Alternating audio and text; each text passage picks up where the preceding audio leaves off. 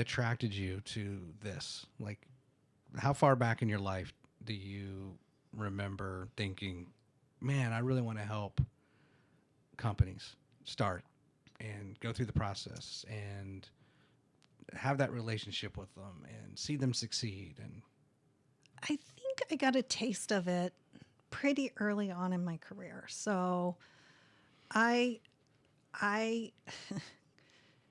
bounced around out of high school. I didn't go to college right away. I bounced around from career to career, tried a lot of different things, and ultimately went to work for Intuit in technical support for QuickBooks. yeah, And wasn't initially thrilled with the job. I didn't want to sit behind a desk all day.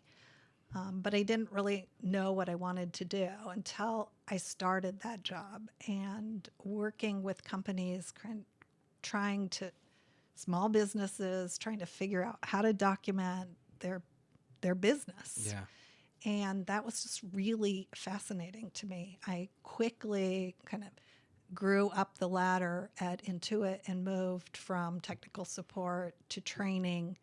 I then moved on to sales operations and was given a promotion as a product manager and was asked to relocate from Tucson, Arizona to Silicon Valley, where I came on board with just this most amazing man, Rich Walker.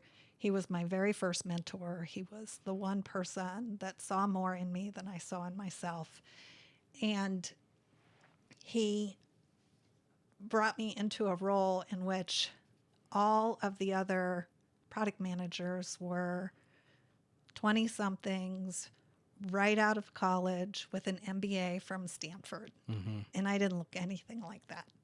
I didn't have a college degree. I had worked my way up through the ranks. Yeah, And he believed in me. And that made me start believing in myself. yeah. And so I kind of lost track of the question. Sorry. No, it's okay. Well, and let's what you're skipping over is amazing, right? You were a flight attendant. Oh, yeah. You sold cars. Yeah. What else did you say you did? You worked for a pyramid marketing Yes. type. Yes. Which one was that? It was called Jewelway International. Okay. And I was their PR manager. And Okay. so, and I managed their trainers. What other? You were grinding, basically. Yeah, I was hustling. just trying to figure out like where I fit in this world. Yeah. All the while having children. So Sure. I had 3 children, and I, like you said, I sold cars. I was a flight attendant. I tried out for the FAA. I took the FAA exam, of which I bombed. Apparently, I have spatial issues. Okay. I To be an air traffic controller. right. And so And you also trained to be a firefighter. which was hysterical. Bless my heart, my husband is so supportive, and everything that I said, Yeah. I'm going to do this, he was like, okay, that's great. I'm so happy Right. for you. And sometimes I tease him and say, why didn't you just say, dude, you're 120 pounds. You're not going to be a firefighter. But he didn't. He supported me all the way, and I learned as I went. Yeah. And had some crazy experiences. How old were you when you got the call that you're going to go from Tucson to Silicon Valley? At this point, you had finished your degree at University of Phoenix. Yeah. And you're working it into it. How old are you at that point? 28. Okay. Now, we also, we probably won't have a time to get into all of your story, but you were declared had a learning disability growing up, and it turns out you have dyslexia. Yeah. So the whole point here is, here you are, thinking whatever you think of yourself. And I remember interacting with, now everyone's got special needs, but when we were growing up, I'm 47, there was, somebody had a learning disability. Yeah. And they were in a smaller class in school, smaller in size. Yeah. And some of them were my friends, but they were I don't know what they did, but they were in a different class. Yeah. And I don't know what it was really like for them and dealing with that. Yeah. Because I don't think as a society we didn't deal with that well. and then you don't go to college and you're grinding and you're hustling and you get married, which is a great thing to do, and you have kids and you're doing all the things that you should do, right? That you were raised to believe in having a family. And then there's all these people going to Cal Berkeley and Stanford and whatnot, right? And Silicon Valley. Well, what year was this when you were 28? Well, I can't this say late that 90s? I was 28. It was 1999. Okay. Yeah. So I don't know how the old I internet was is then. booming. Yeah. Companies are just dumping money on people to go join. You don't even well, kind of at the age of you don't even have to go to college. They were trying to get you into computertraining.com but anyway, but there was also still this whole Silicon Valley thing. The internet was about to the .com bust was about to happen. But here you are, you get the call from Tucson, which is a hot blazing place near the border, right, of Mexico. I've been there. And the next thing you know, you're in Silicon Valley. Yeah. I mean, I had that no had to have idea. just been incredible. Yeah. I had no idea. But to walk in there with confidence. So thank goodness, what's his name, Rich? Rich Walker. Rich is the kind of guy that gave you some confidence, but then you're probably looking around. I'm sure I would have, like, what am I doing here? Yeah. Well, I was older than my peers. Yeah. And I hadn't gone to Stanford, and I didn't have an MBA. I had a bachelor's degree from the University of Phoenix, and I had 3 kids. And here's this giant company, and they're putting all this faith in me to launch their professional advisor, their certification program for their professional advisor program. And so I did that, and I jumped in wholeheartedly, and all the experience that I'd had in working at Intuit and working up the ladder and through all of the different departments helped me be more effective in that role than somebody that had just graduated from Stanford with an MBA. Yeah. And so it really... Did you have any run-ins with those people? Those people being like, did you sit down at lunch at sometimes and they ask you some questions about who you are, and then they're like, really? Yeah, I didn't really talk much about who I was. Good. I don't like to talk about myself, which is ironic that I'm sitting here talking to you about myself. That was a lot. That was a good thing at that time. Yeah, no, I didn't really talk about myself at all. I definitely have always been a question asker. So what are you doing? What are you working on? Anything to take the focus off of me. And I guess maybe fortunately, LinkedIn wasn't really a thing back then for anyone to go and do a bunch of internet searching and like this Donna, not that mattered, right? Because your boss. Did you have a chance to have some good sit downs with him and really say, so what is it you saw in me? Like, why me? Yeah, we still have those conversations. Do you? He's one of the mentors that I introduce my founders to. He's an amazing man, and I thank him. But what does he say though? When you probe him with why me? What did you see in me? What does he share with you? That I was scrappy and that I saw things that people don't normally see because they're expecting not to see those things.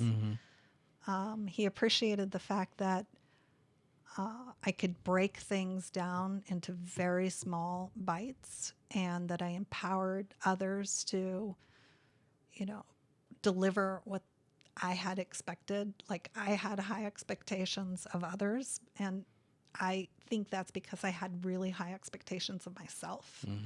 And so, when you believe in other people, they tend to deliver. The more you believe in people, the more they deliver. And so he has said that about me. Yeah. And Intuit, did they ever sell? Intuit? No, they acquire. They're an acquirer. Yeah, I think that, gosh, I can't remember. I'm sure somebody like Microsoft or somebody wanted them, and they're like, no. Yeah. And they were like shocked, like, what? Yeah. And they offered them whatever they offered. And I mean, I use TurboTax. I have for probably 20 years. I think I may have made the mistake and used Tax Cut one year and maybe Tax Slayer, but I'm a TurboTax guy. Yeah. And like you said, I remember using QuickBooks kind of for the first time and really being amazed at like, wow, like what a powerful software package can do for a small business owner that may have no background at all in accounting. I happen to have taken some accounting courses and I understand accounting. And I was kind of looking at it from that lens. Right. But I just have always felt like they're just such practical business applications that truly do like solve small business concerns or even the households, right? Right. And making it and sometimes teaching you and educating you and very user friendly and informative and compliant. Right. Which is very important. Right. 100%. And so I think that's kind of where I got the bug. Okay. I was quickly recruited out because, as you said, Silicon Valley was hot at that time. Yeah. And in 2001, I was recruited into a startup company. And the company's name was NetLedger at the time. And they were an online accounting software. So Intuit was just starting to launch QuickBooks Online. And NetSuite had already launched. And they offered me double the money to go to work for them. And of course, I jumped on it. And Rich supported me 100%. He was like, you have to do this. Yeah. It's a great offer. And my role was to launch their channel, so their reseller channel. And so I introduced the VAR program, the Value Added Reseller program, as well as their certified program. And I grew the channel. So starting with one employee myself, grew it to 15. Wow. And we drove about 26% of the revenue the year that I left.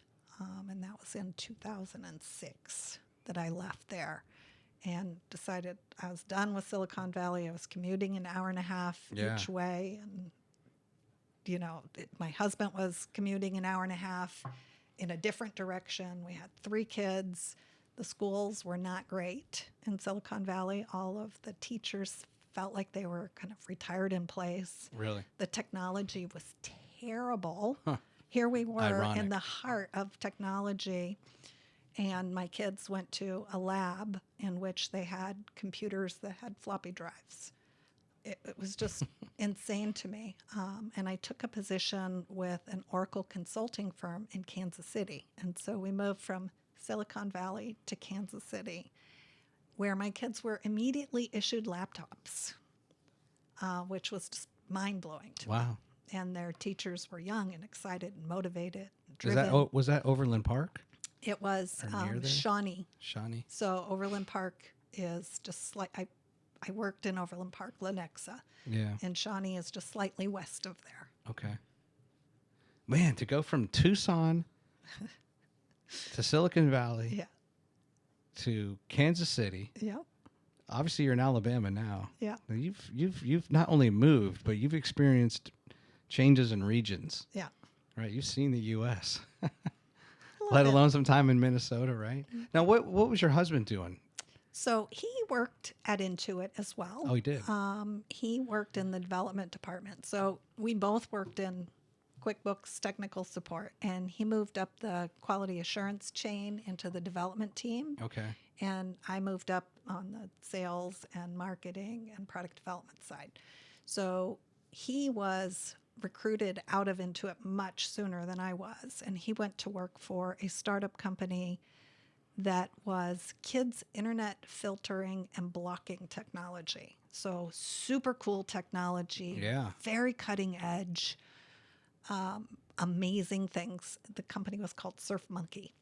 And he went to Japan and he went around the world kind of helping the company really kind of grow the software. Ultimately was bought by Netscape and decommissioned because nobody wanted to pay for what should be free.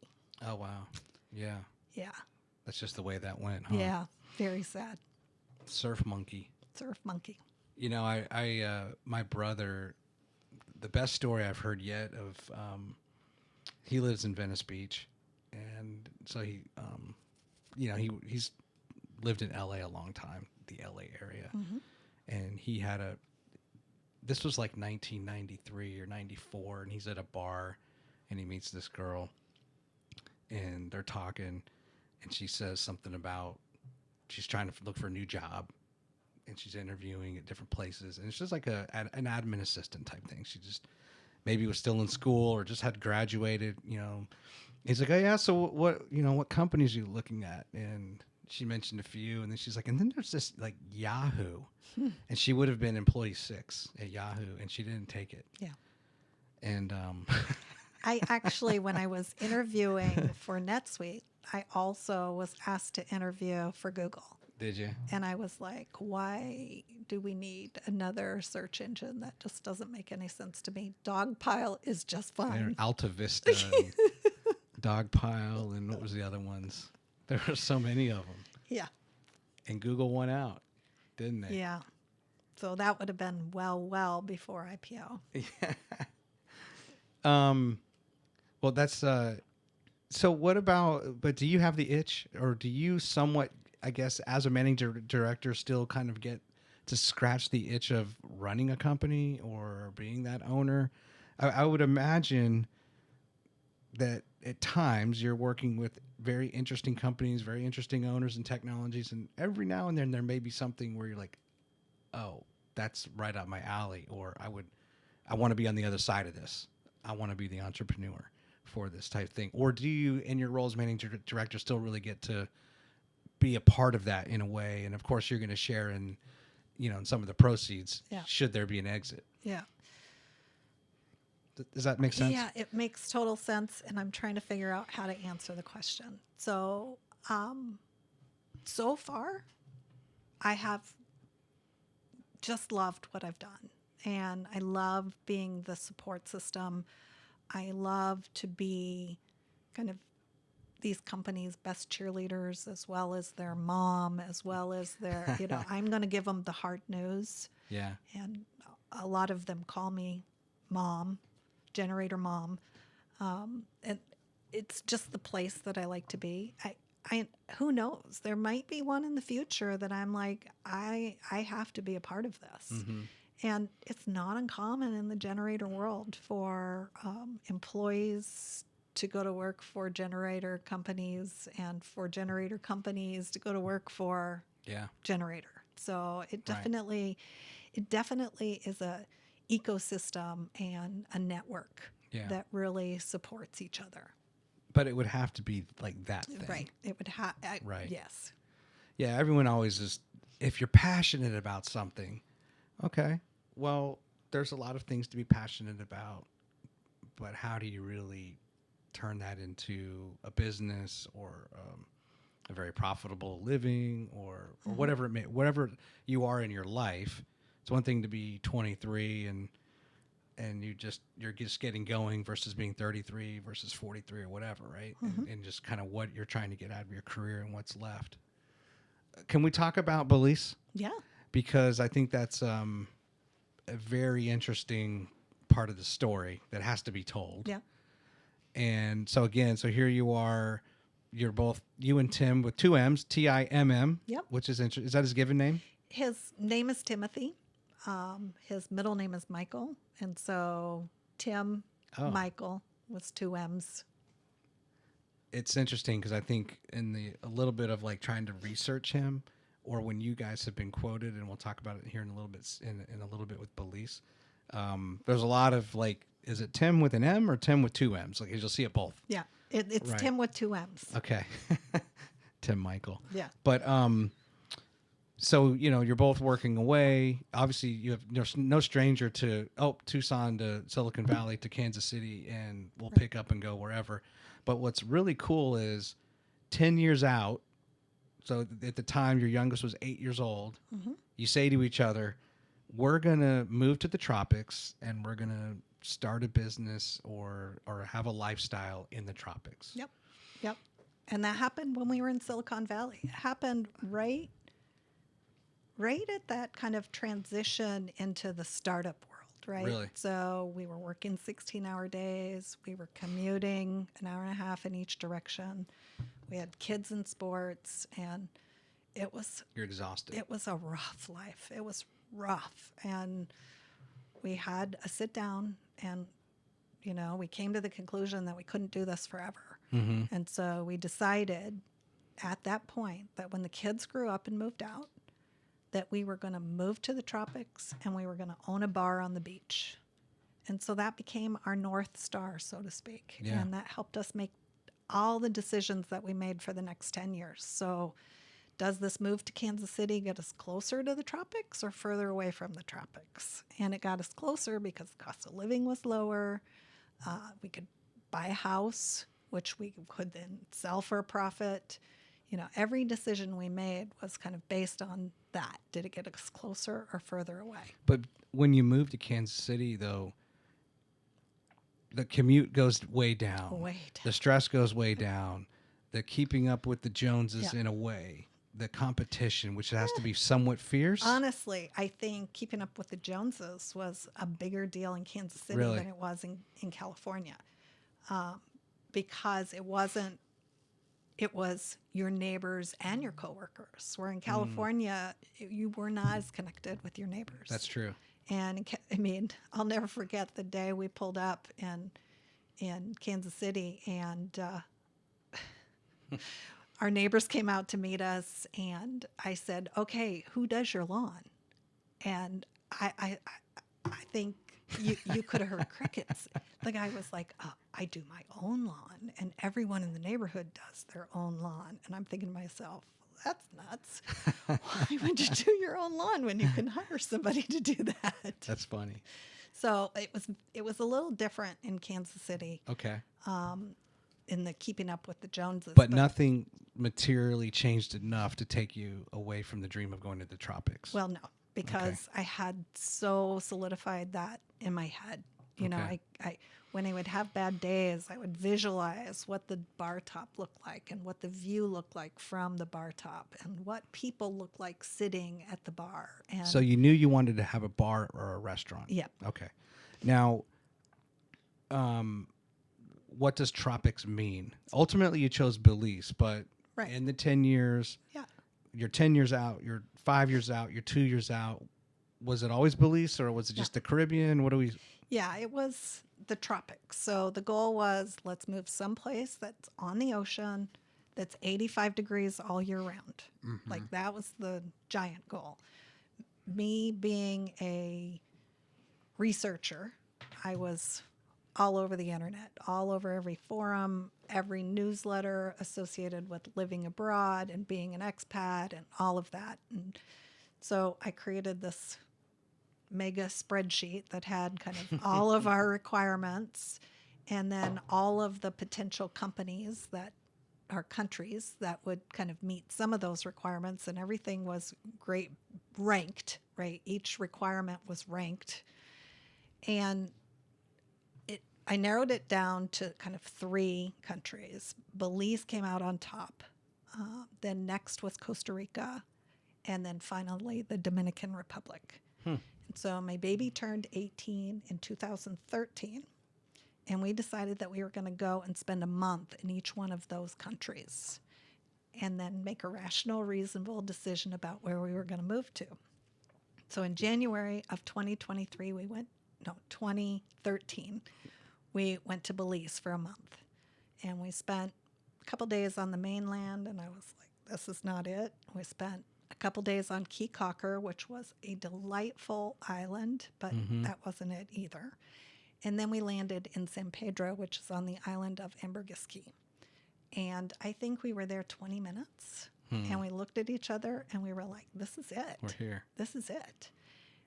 We had a fabulous month-long vacation. We talked to a ton of business owners. We met some great friends that are great friends today, and we came back to the States.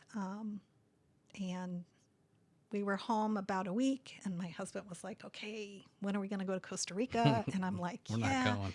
I don't know that we really need to go to Costa Rica. In order to go to Costa Rica, we have to learn the language, and we have the currency issue, and it's more expensive. Let's just move to Belize. And he said, okay. That's awesome. Yeah, so we made a second trip back to Belize in November to look at a couple businesses for sale. And our first day there, we realized we cannot buy a business. When you buy a business that's for sale in a foreign country, it's almost always because there's reputation issues. And that's what we learned early on, the first couple that we looked at. And so we made the decision, and the 5 days that we were there, we found a location.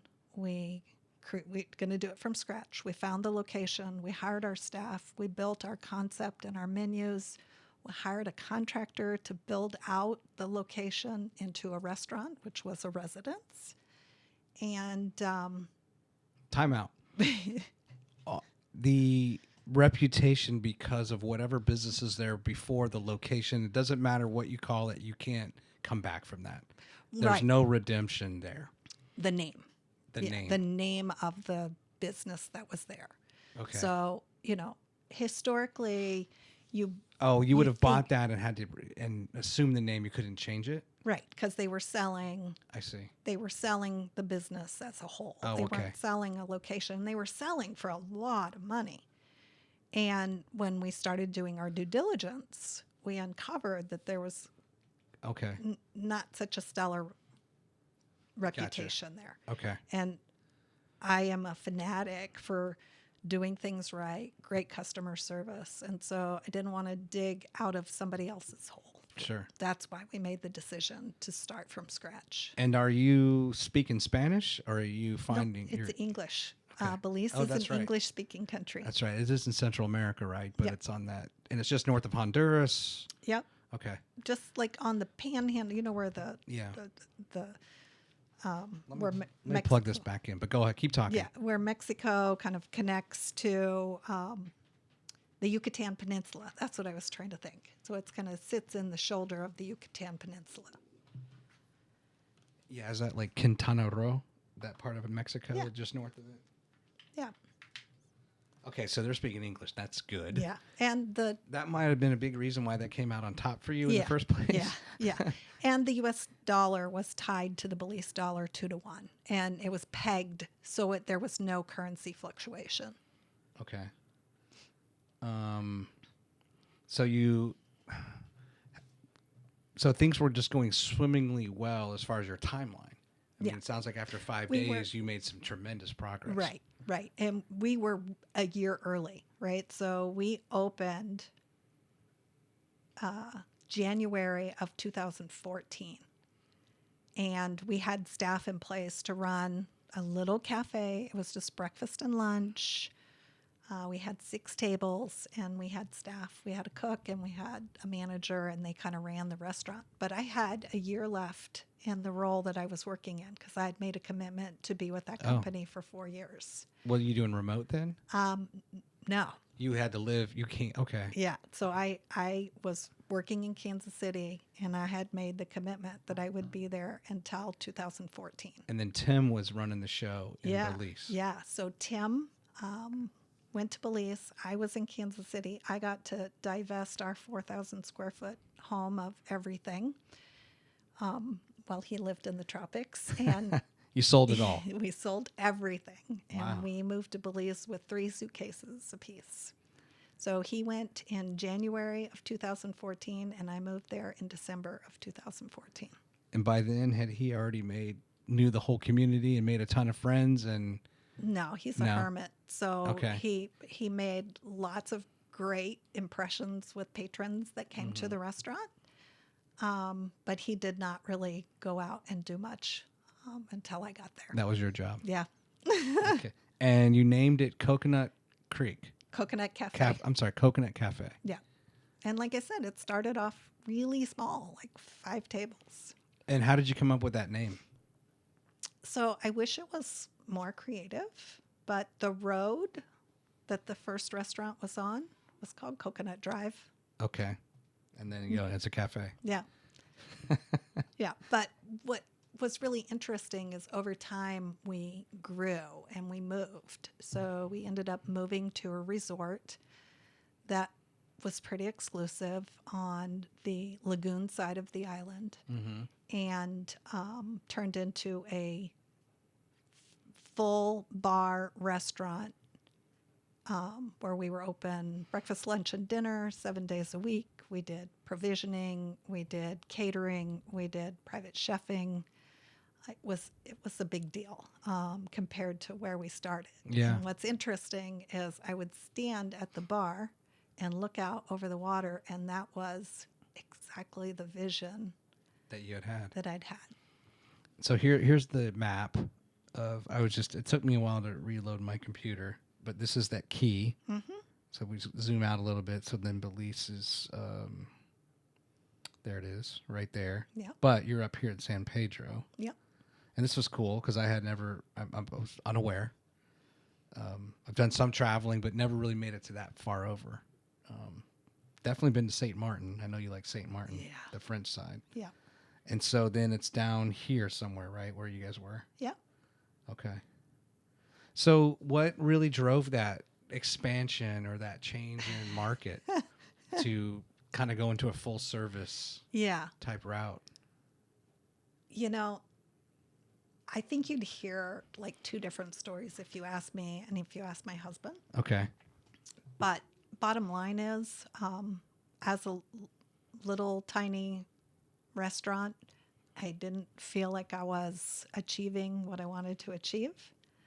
I felt like we had so much more opportunity, and what we were doing was truly unique. So everything that we made from scratch. All of our breads were made from scratch.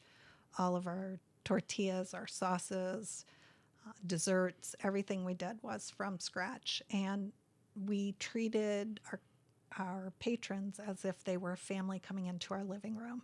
And so by growing and moving to a bigger location, we were able to create an environment in which people would come for breakfast and they would stay all day, Yeah. which was just really flattering and fun. Yeah. I mean, we built lifelong friends. We're probably going to go to England to see friends that we met because they stayed on the resort that we were at and spent every day at the Coconut Cafe. So we haven't yet talked about how you learned to cook what they would like to eat.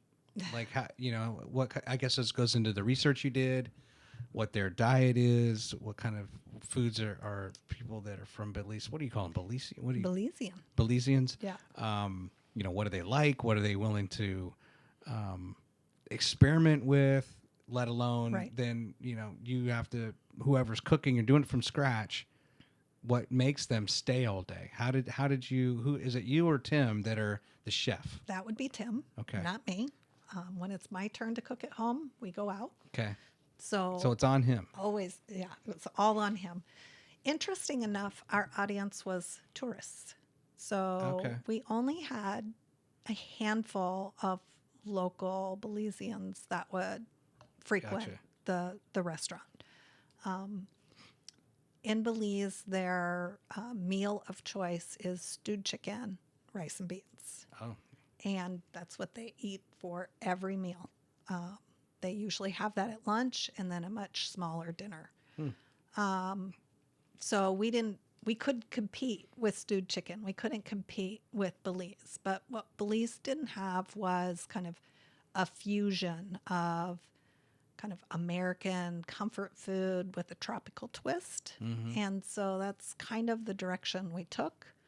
My husband loves to experiment in the kitchen.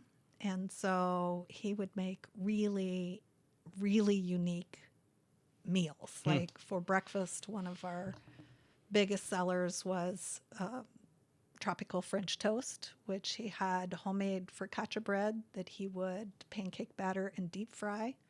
And then over the top of it, he would put a homemade pineapple syrup with bananas. There And you it go. was unbelievable. Oh, that's It awesome. was crack. It was so good. Let's read. I want to read this. This is just from a review, if you will. And these people are from Portland, Maine. I've been to Maine. We have just returned from a family trip to Amber, Greece. It's almost like what Amber in Greece is Grays, Greece. I mean, I guess it's not Spanish, Ambergris. but Ambergris. Ambergris. Ambergris. Okay. I speak Spanish, and so I always want to I just want to throw in the the Spanish pronunciation. Ambergris K. Staying at Brahma Blue ended up to be a fabulous choice, which was enhanced greatly by easy access to the Coconut Cafe. Cafe owners /chef Donna and Timm, welcomed us warmly and made us feel immediately at home. The food is prepared from scratch at the time of your order. It is delicious, fresh, and locally sourced. We had the pleasure of riding the boat with Donna to town almost daily. There goes that customer service you're talking about, where she would search for the best of the day's market offerings and carry them back to the kitchen. Timm made us a special order birthday cake, which was delicious. They tended to our every need and desire, given our varying dietary quirks, which most Americans have lots of quirks, worth the trip over to this beautiful laid-back restaurant on the water. Literally, don't miss it. That's cool. I think that summarizes a lot of it, right? Yeah.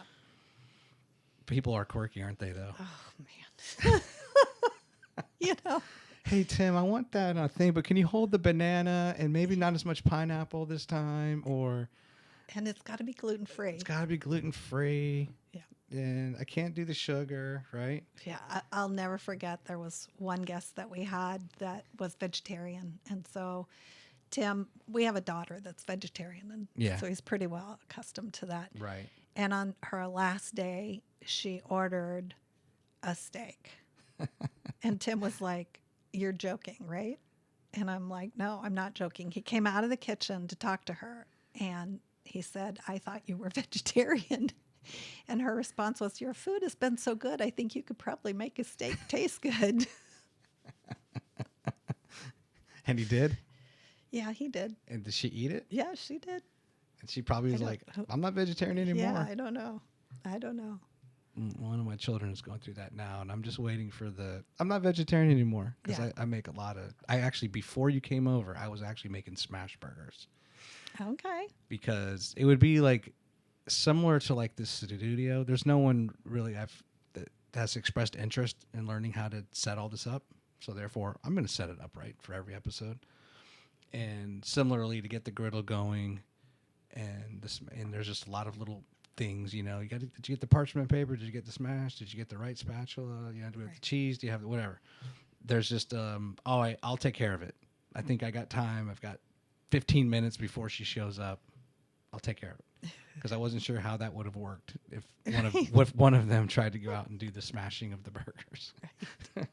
But I love to cook. So what ends up happening though? Like interestingly, I'm reading into this as far as you were employed by a company called WMS, I believe, before you left, and then you end up coming back to WMS after Belize. Yeah. I'm assuming COVID took you out. Just looking at the timeline, but no, it wasn't COVID that did it. So my mom passed away in 2019. Okay.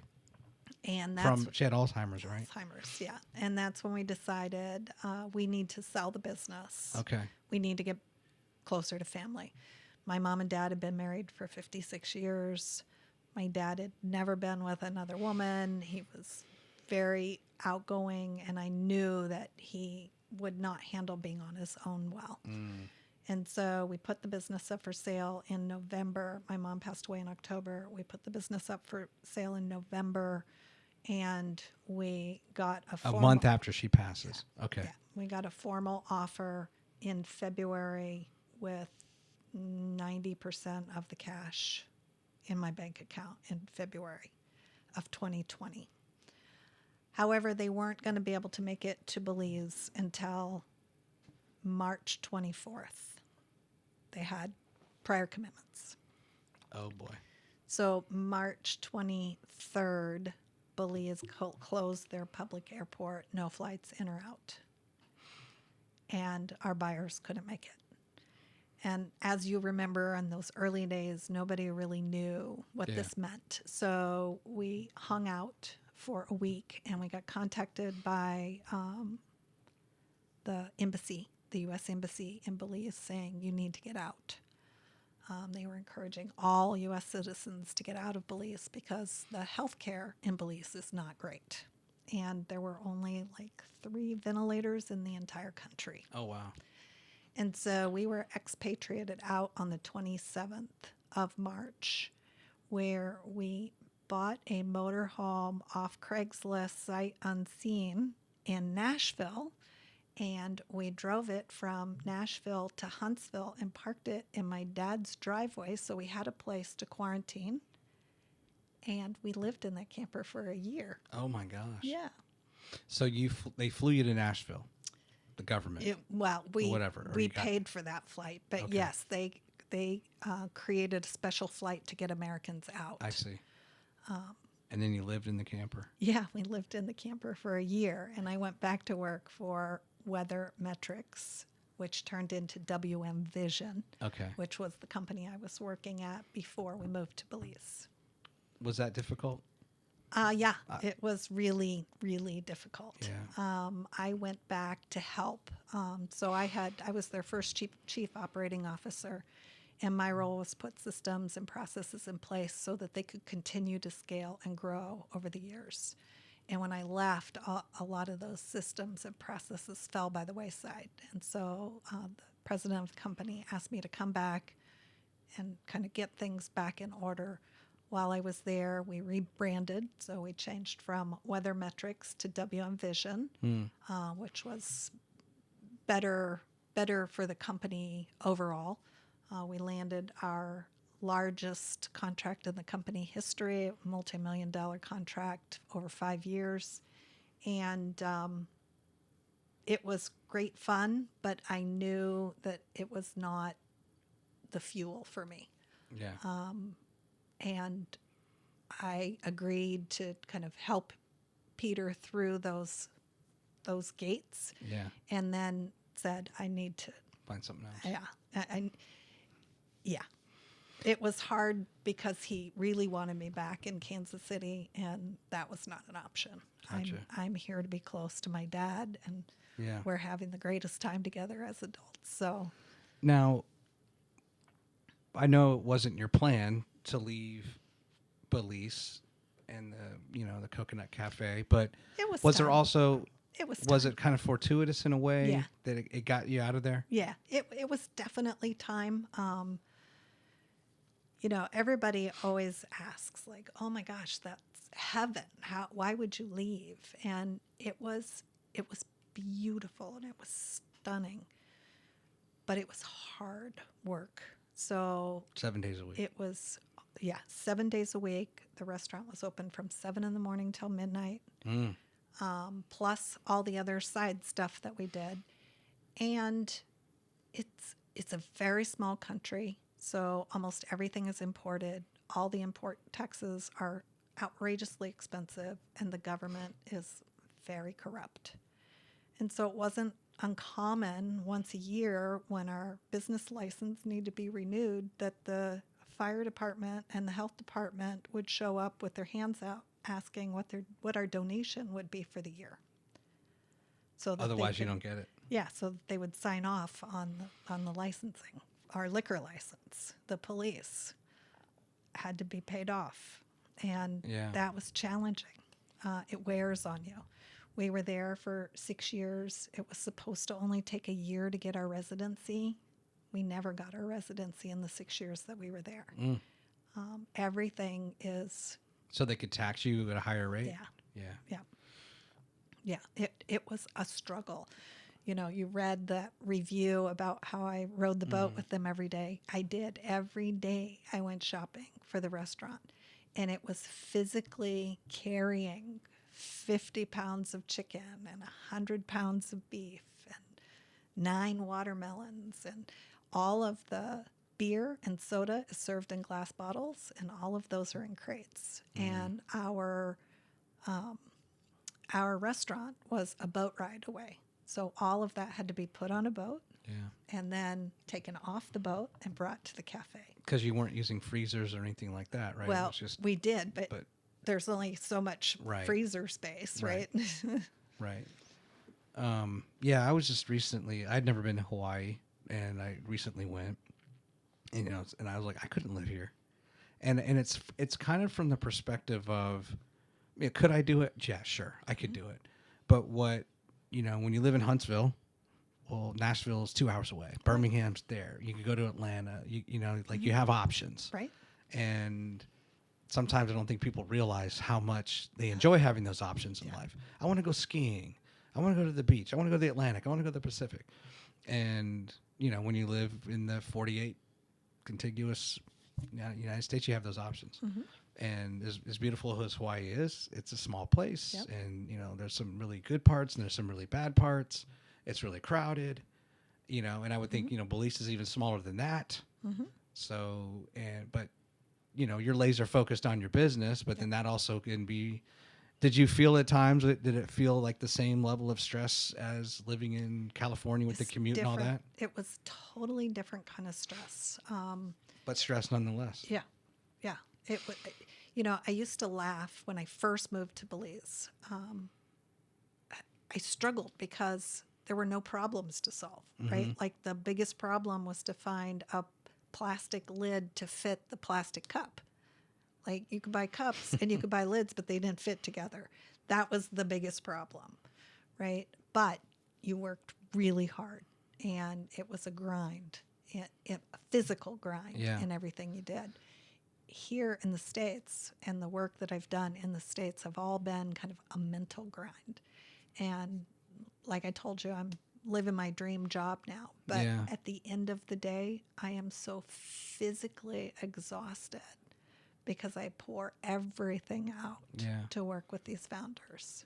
Now, could you have closed a day in Belize? We did in slow season. Okay. So during slow season, we were closed 1 day a week. Okay. And our hours were not as extreme. So they were 7 a.m. to 9 p.m. Yeah. And we had far fewer staff. We had far fewer customers. So it was only from Christmas to Easter that it was crazy busy. And then it was like a water spigot, right? So it was crazy busy for those 5 months. And then after those 5 months, very slow. Gotcha. What is the labor market like? You know, right now, post-pandemic, it's tough to find workers, but even then, the challenge is always if you're doing anything restaurant and hospitality, right? You're constantly turning over your staff. Much the same down there? It was definitely the same there. Interesting enough, it very much is a island lifestyle. So, and it's not uncommon for other islands to be this way, but workers have this kind of right now mentality. So if I have enough money right now, I'm going to have fun right now. And I don't really need to go to work because I've got what I need. There isn't kind of this concept of planning and supporting for the future and savings. Like we worked really hard with our staff on budgeting and how they needed to budget for their bills and that came out of need because they got paid every week, but would often ask for advances for the next week. And so kind of I started working with them on, okay, let's take a look at your expenses. Let's take a look at your budget. Let's figure out how you can plan better so you don't need advances from your employer. Yeah. Eat, drink, and be merry, for tomorrow we die, right? Yeah. That's very much so. The island lifestyle. Let's do this. Let's go through some pictures I have. These are they just come from your Facebook. Okay. So these are ones you've posted. Okay.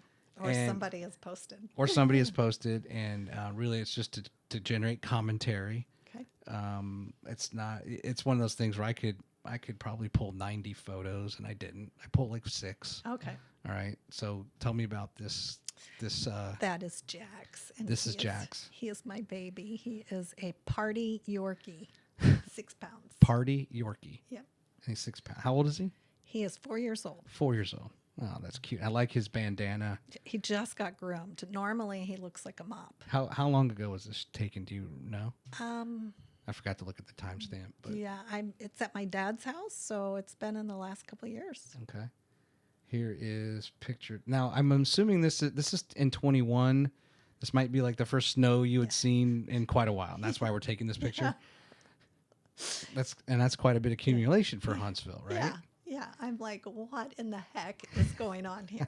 Why did we leave Belize?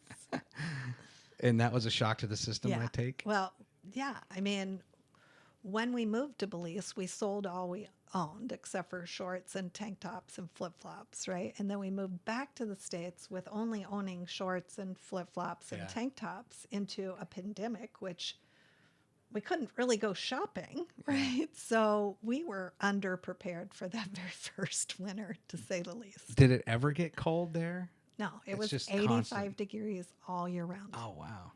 Yeah, and between day and night, it would go from 81 to 85. So at night, it'd be 81, and during the day, it'd be 85. Does it rain? Yes. Okay. All right, next one. No, that's the same one. All right, we're going. Let's see what's going on here. There we go. This is your sister, Yeah. Jennifer, right? Yep. And you're on the bottom. I guess that's her on the top there, on your back, Yep. on your shoulders. And how many siblings do you have? I just have Just her? just Jennifer. Where does she live? She lives in Kansas City. Okay. She follow you there? Yeah. She followed me there. My parents followed me there. My parents lived there for a while. And when we moved to Belize, my parents moved to Huntsville. Okay. Jenny and two of my kids, my daughter and my oldest son, stayed in Kansas City. Got it. What does she do? She processes unemployment claims for 3 states. Oh, wow. Yeah. Okay. That's interesting. Yeah. Like a tri-regional type thing? Yeah. Now, this is Jax and his... what? In Belize. That's so good. Some artist did that? Yeah. So this is Pampered Paws, and they do dog grooming and boarding and training. So the trainer there was Caesar certified trained. And so I put Jax through the training program when he was a puppy. And he was the only, so they have a whole bunch of paintings on their walls, but they were all stock photos. And he was the first client that they painted. How... I mean, he wasn't sitting like that or He's the whole time? No. Just for this picture. We took a picture And of then him they painted it. Yeah. I just love the look of his face there. Like, really, what's going on here? Yeah. That is so good. And there's your father. Yep. And that's at Low Mill, I believe, That's right? at Low Mill. And that's is that Jax? No. That's that a is different dog. his dog, Archie. Archie. That while my mom was in the hospital in October of 2019, he got Archie. And I was like, Dad, Mom's in the hospital. We Yeah. don't really know what's going on. And he's like, nope, I'm getting this dog. And he was a rescue dog, and those two are thick as thieves. Like, they go everywhere together. Now, what brought them to Huntsville? So they were in the Marshall Islands. Okay. Wow. They worked in the Marshall Islands. Both my mom and dad did. And their friendship circle is here. My uncle is here, who also was in the Marshall Islands. And because my uncle was here, my grandmother was here, who just passed away a couple years ago. I'm thinking it's about 4 years ago now. Mm-hmm. But that's why my parents moved, because my grandmother was still alive. So that must have been a little bit of a seed planted in your mind. If my parents can live in the Marshall Islands, I can live somewhere, Yeah. right? Yeah. I come from a family of gypsies. My grandmother owned like 37 businesses in her lifetime. Really? Everything from worm farms to emu farms to Wow. drive-ins to motels to ranches. She owned all kinds of businesses. This was his mother? Yeah, my Wow. dad's mom. Now, was he in the military or something over the Marshall Islands? No. No? He worked in air conditioning, and my mom worked in accounts payable. Cool. And they had a contract. I believe it was with Raytheon when they went over. Wow. That's cool. Yeah. It really is. See, now it makes sense, right? When you start peeling back the onion and the layers a little bit of like, I wonder what would give anybody the confidence. It was one thing for me to have enough confidence to move from Virginia Right. after 40 years of living there to Alabama. Right. And to know that like I can, other people work outside of the DC area. I think I'll be okay. Like sometimes people will be like, oh, you gotta be careful. Like there's a huge world out there, and not the entire world is living in DC. Yeah. People do other things in other places, and it's fine. It's nice to now have done that. Like we did it. We're in Alabama and we're okay and we're working. Right. What's next? Right. Right. It's really funny. A lot of people would say to us in Belize, oh, you're so brave. And I would always kind of chuckle at that. And my comeback always was, the people that I think are brave are the people that still live in the same town that they grew up in, because they can never escape who they were when they were 12 years old. Yeah, that's true. That's brave. I got to reinvent myself a lot of different times. Did anybody ever come to the Coconut Cafe that was from a blast from the past? Yes. Or just a total like, what are you doing here? Yeah, there were actually 2 scenarios. Okay. So my chief technology officer from the last company that I was at, WM Vision, Weather Metrics, when I was there, he showed up one day and I was working and I look up and there's Scott Hasty. And I'm like, I couldn't compute. Like, it didn't make sense to me. Like, I knew that face, but he didn't belong here. It was just weird. And he started laughing and I started laughing and we were hugging and crying. I was crying and he was laughing his ass off. He just thought that was the funniest thing in the world. It just was so fun. Another scenario, I was chatting with a couple and we were talking about our history. And everybody wants to know the story of how did you get to Belize, and so kind of telling the story about how I was in Silicon Valley and how I worked at a startup. And it was so hard, and the kids, and this was my Northern Star, my guiding light. And he was like, "Where'd you work?"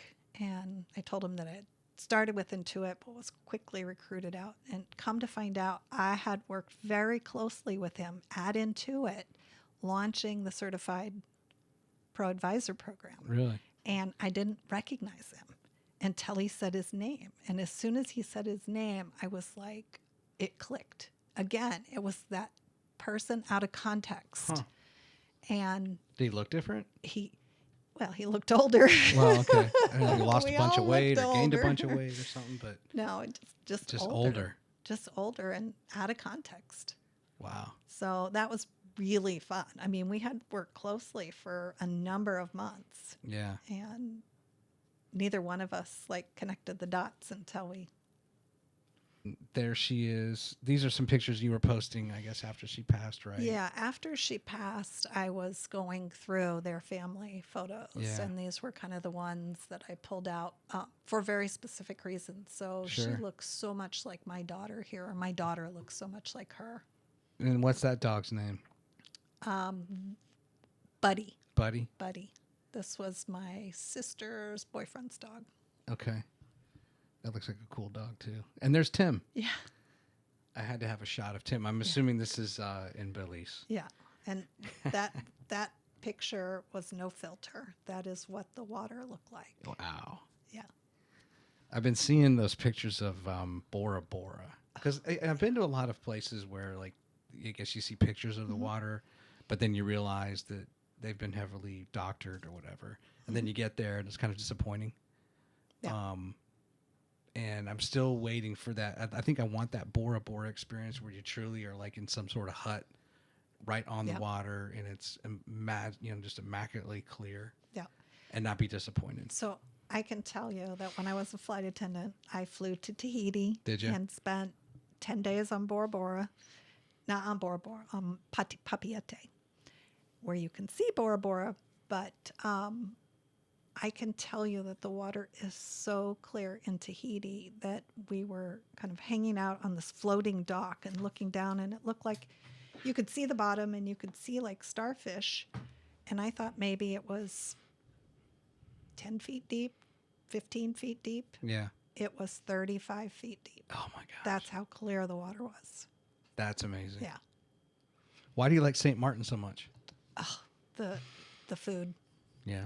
The food. So there's an area in St. Martin called Grand Case, and that's where the retired Michelin chefs go. Okay. And they have their little restaurants, and they create menus each day, and you have 2 options, this option or this that. option. That's it. No substitutions, no comments about no tomatoes on that.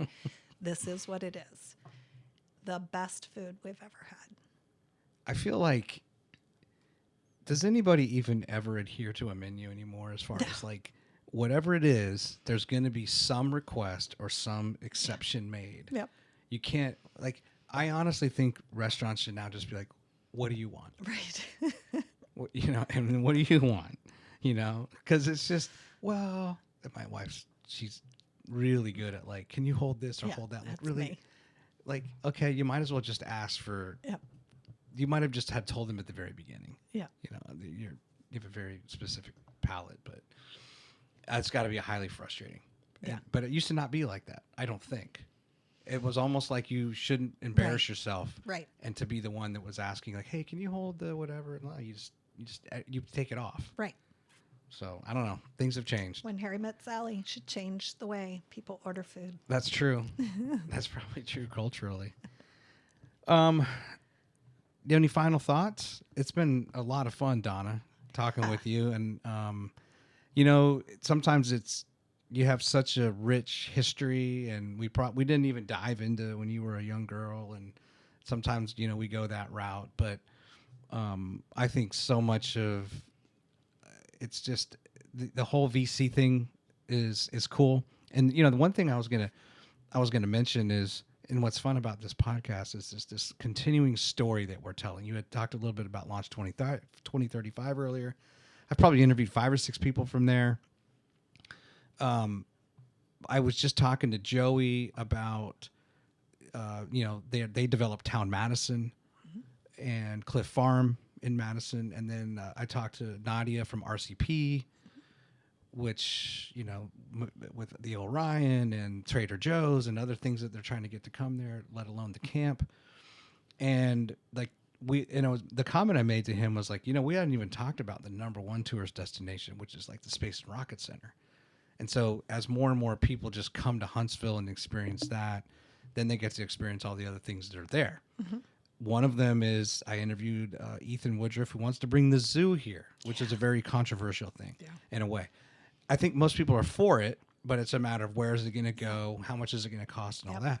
But man, if that comes, and at the time when I interviewed him, episode 27, whenever that was, within a year, we were like the 110th largest city in the U.S. So like naturally, these things are going to happen. You're going to get a zoo eventually, right? When you're a certain size, and then this is going to happen, and maybe we'll get an amusement park, and we've got Buc-ee's, and like, I would hope that continues to help attract businesses, investors, to take Huntsville more seriously from an investment standpoint, right?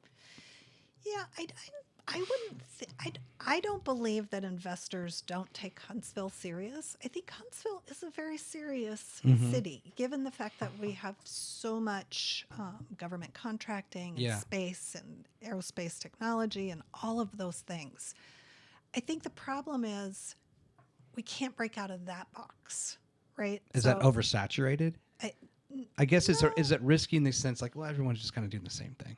They're supporting Redstone. Yeah.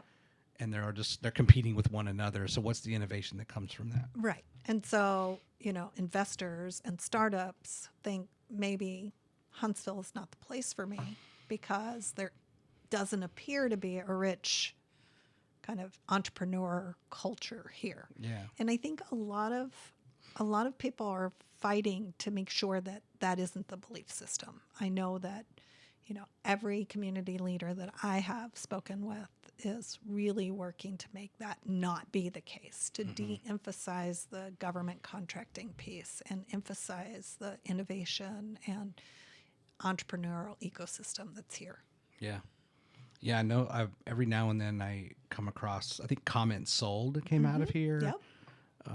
And there's a few YouTubers that are very, that's somewhat different, but at least on a national scale, there's at least a few of them that are hugely successful, which draws attention, right? And even some of the things I think that they do are it's more of the engineering mindset, but I think, we talked about this earlier, it's just continuing to uncover all of these little hidden secrets, right? Or these companies and the potential in the individuals that are here.